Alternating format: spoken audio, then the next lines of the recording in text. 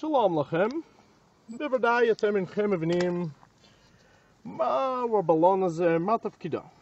ובכן, לבטח אתם נתקלים פעמים רבות בסתימה בצינור.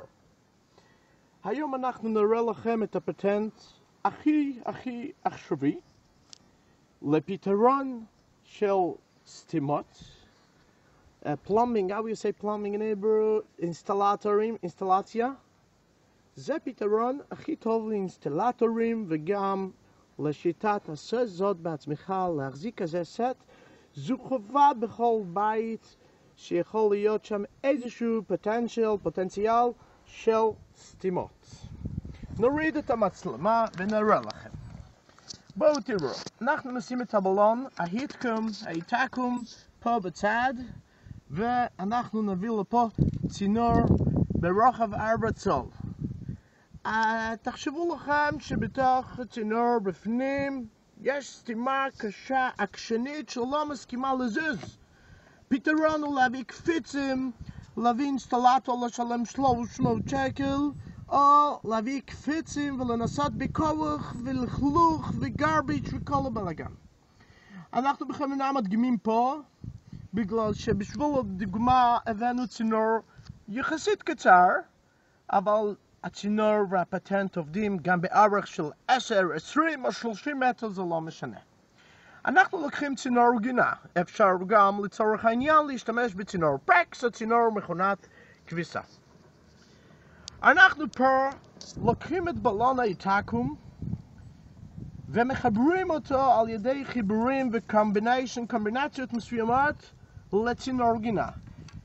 אנחנו נראה לכם חלק. יש את החיבור הזה שהוא קוראים לו חיבור מהיר לצינור גינה.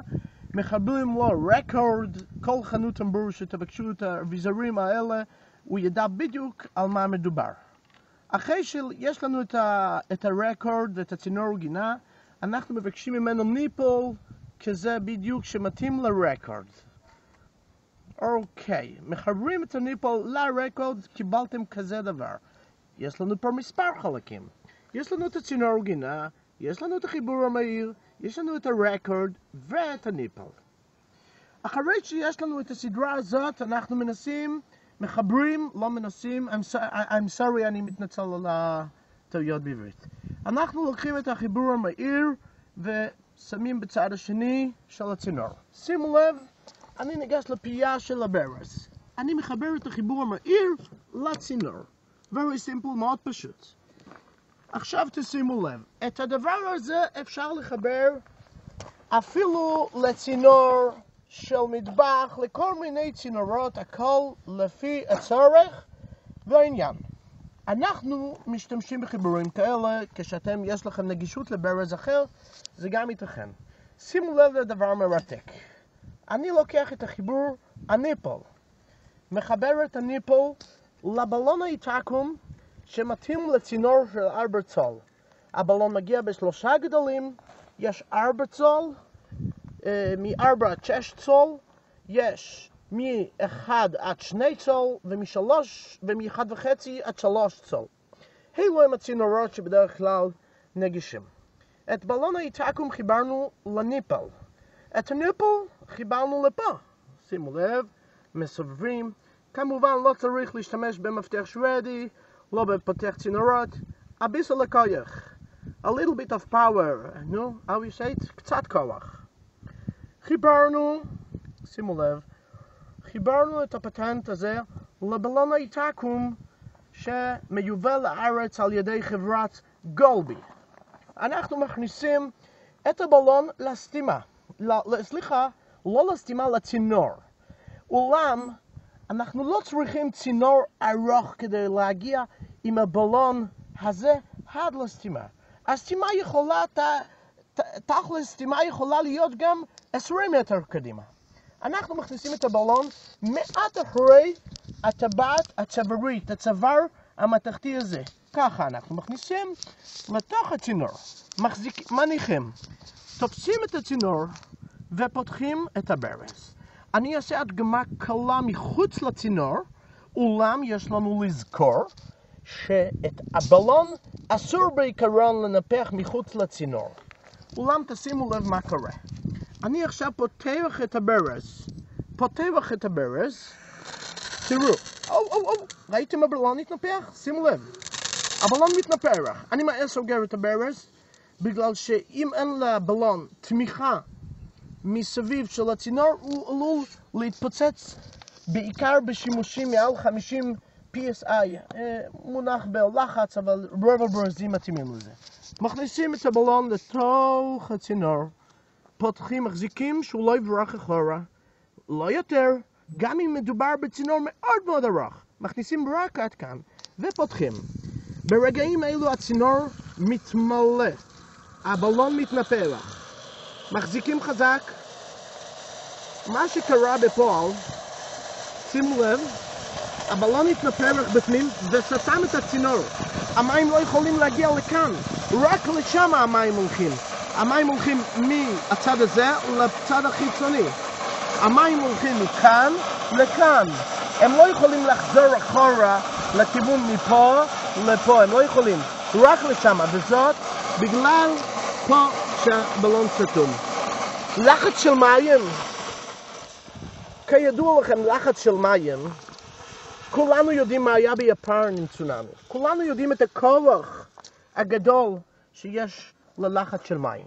פה בקצה של הבלון יש חור קטן. שימו לב, אני פותח שוב את הברז. אתם שמים לב? אני פותח חזק. שימו לב, ככל שאנחנו פותחים את הברז, הבלון מתנפח והלחץ של המים גבר. המים לא יכולים לברוח אחורה בגלל הטבעות האלה שנמצאות ומקיפות.